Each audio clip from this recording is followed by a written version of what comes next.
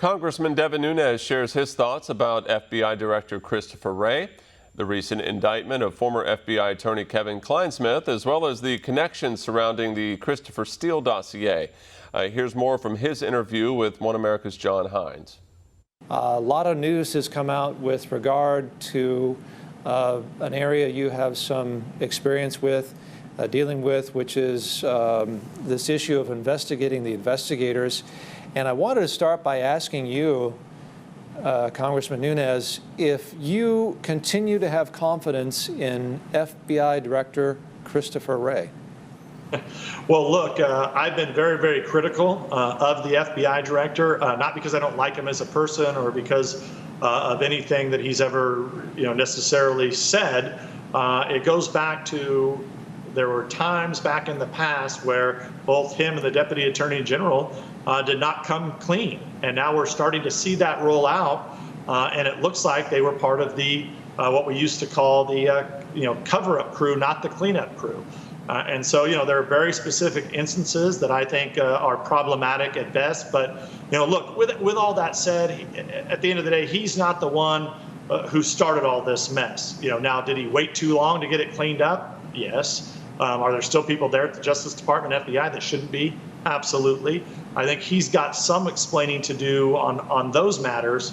But I don't want to ever get too far off the target, John. And there are several big ones. We just had the first indictment of one of the lead lawyers in this case back in, well, it'll be here in a few days. This is a key step. It's the first step, the first domino to fall of what hopefully will be several dominoes, because we've made 14 criminal referrals to the Department of Justice that we expect, if they're not indicted, we expect to at least have a report that shows us the full story of everything that happened through this very large multi-conspiracy prolonged problem that we've had since probably late 2015, going all the way up until today. So you, I know, are conducting your own investigation of the investigators. Where does that stand now, sir? And is there anything that you can share with us that people might be interested to hear about how that is progressing?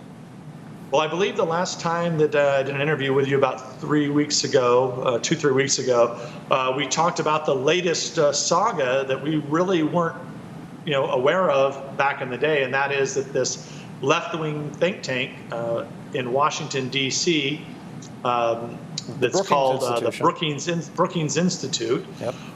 Is very much involved in both the what I like to say, the development of the dossier, the dissemination of the dossier, and the defense of the dossier.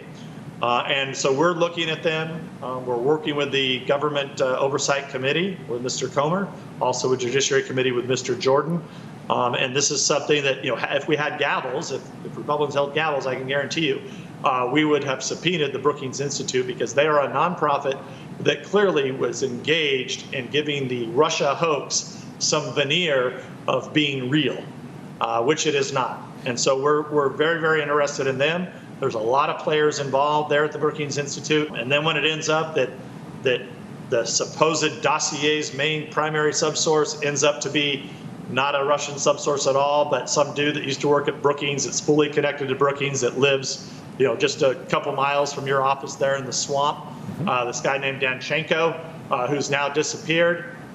We desperately would like to talk to him, and we don't know why the mainstream media, after all this time out, in Europe looking for supposed P tapes and everything else, this is the dude that made this up, along with Christopher Steele and other people at Brookings, most likely, that helped to disseminate this. And look, and it's taken us a while, nearly 3.5 years of investigating, to figure out that the Brookings Institute played this big of a role in this whole Russiagate, Russia hoax saga. Brookings, of course, is a nonprofit. Is it possible that if they were engaging in political activities, or if this is found to be political activities, their tax-exempt status could be at risk? Well, look, there is no question they were involved in political activities, and that is one of the aspects that we will be looking at. And we will be, if we get enough evidence or we have enough information, we will pass it on to the IRS. This would actually be the IRS that would investigate, not so much the Department of Justice.